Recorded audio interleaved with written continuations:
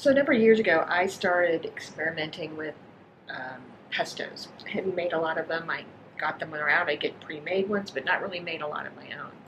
I mean, one year here, I had a crazy, insane amount of basil in my yard. And once you have a crazy amount of basil, one of the things you learn to do is to make pesto. And since that time, I started experimenting with others. I've also, another favorite of mine is just a roasted asparagus. Or grilled asparagus pesto is one of my favorites. So this recipe came, one, because I was experimenting with pestos, but secondly, because during the summer I love fresh, like heirloom tomatoes with fresh mozzarella and balsamic and a little basil mixed in. That's one of my favorite summertime things. And I was trying to think about a way to recreate that in the winter. And I had some leftover sun-dried tomatoes from something that were packed in oil from some recipe I made. So this recipe came from that kind of wanting to come and combine the idea of a pesto and a favorite dish.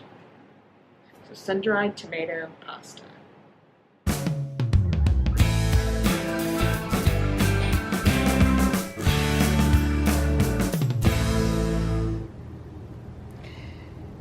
So tonight for dinner we're having a sun-dried tomato pesto pasta. I'm going to make a pesto with sun-dried tomatoes. These are oil-packed sun-dried tomatoes. I'm also going to add some olives to that because I have some leftover olives, both Kalamata and French green olives. I'll also put in slivered almonds. A lot of people use pine nuts, but I have some slivered almonds that work as well. I'm going to use lots of garlic because what else would be garlic without that? I'll also put in some balsamic vinegar into the mix. And then, of course, I forgot to get it down. Life wouldn't be happy without my snowman olive oil. I realized as I was taking everything out, when I went to the farmer's market today, I forgot the basil. So normally I would throw basil into that pesto as well.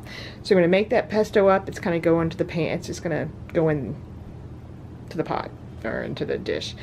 Then I'm going to take my corn and it's going to get shucked into the pan. When I put the pasta in and some of the pasta water, it's going to heat up that pesto, but it's also going to cook my corn at the same time, so it won't get pre-cooked in there. Then after all that, I will add tomatoes to the mix, and the pasta I'm using is caponelli, I don't know. I like this particular pasta. It's kind of a corkscrewy sort of bit, and I find that pesto sticks really well to it, so I really like that. I've got some Farmer's Market tomatoes here to put in there. And then since I forgot my basil, I'm probably going to add baby spinach, or actually serve this over baby spinach.